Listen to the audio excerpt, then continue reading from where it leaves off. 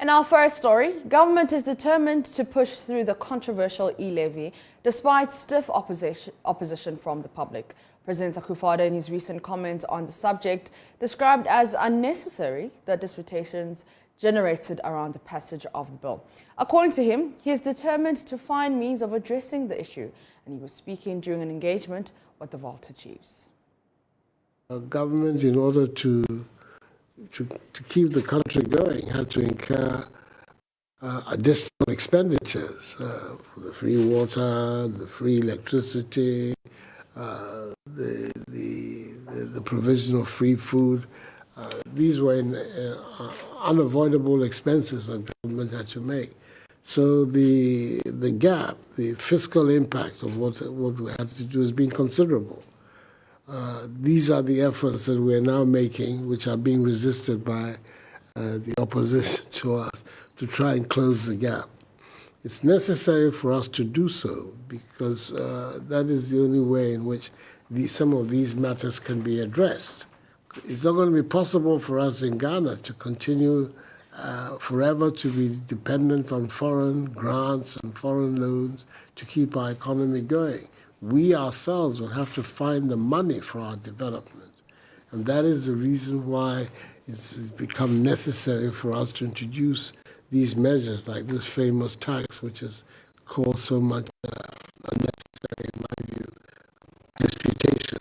But nevertheless, we will continue.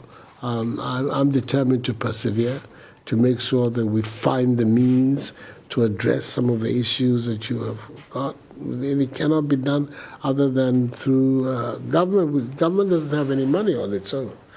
It has money from the taxes of the people. Right. There seems to be a lot of push at the governmental level to get the bill through, with warnings coming from different sectors of dire consequences if Ghanaians reject the bill. The Greek minister, on his part, is warning farmers will not get subsidies without the e-levy. Now, with the price increases on the world market, we are also facing problems with revenue collection in Ghana and everywhere else because international trade has also shrunk. And we get most of our revenues, government revenues, from international trade, import and export. That is why it's become necessary for this government to look for alternative sources of revenue to close the gap, and hence the electronic levy. The opposition is making the electronic levy a big issue. What they don't realize is that it's affecting other areas. So if we are to remove the levy, where are we going to find the money to give subsidies to the farmers? There will be nothing.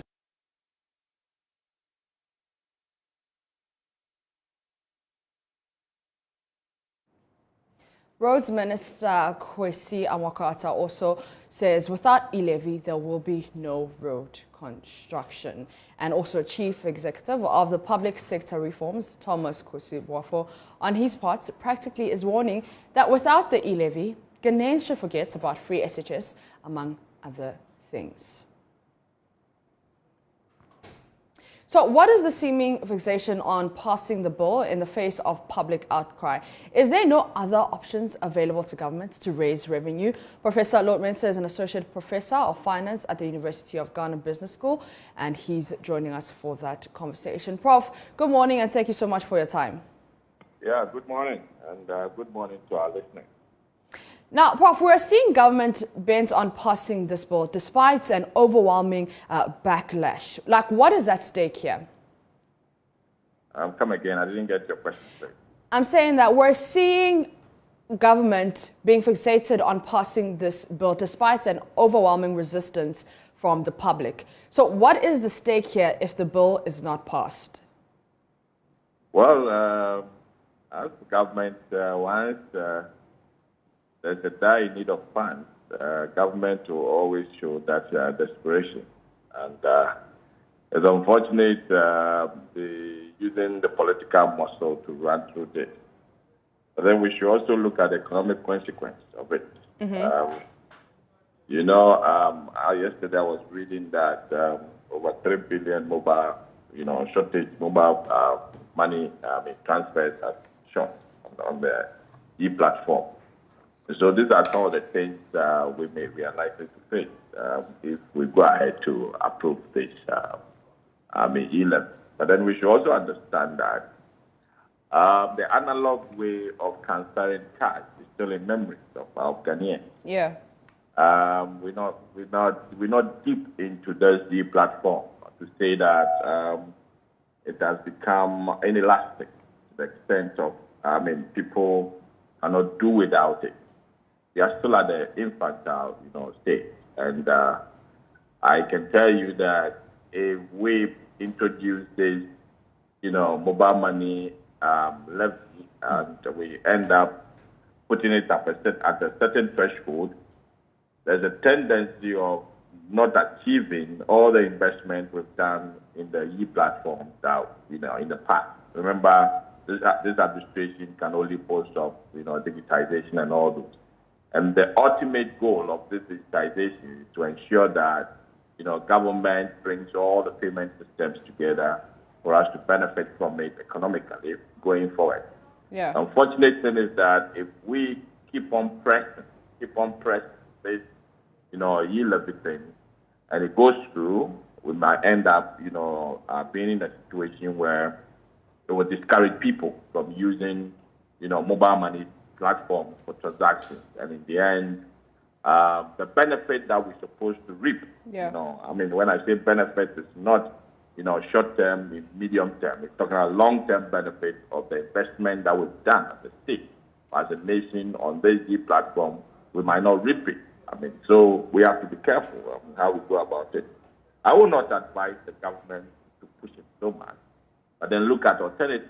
We've mentioned expenditure cuts, which they bought into it, and they should really look into the itemized lines at the expenditure side of our budget, and they should be able to attend to the situation in the short term.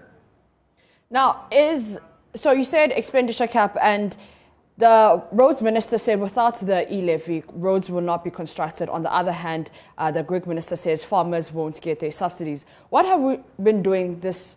I think that the statement made by the road minister is more political than economic. Okay. Because, if you look at the numbers at the expenditure side, I always look at that item for the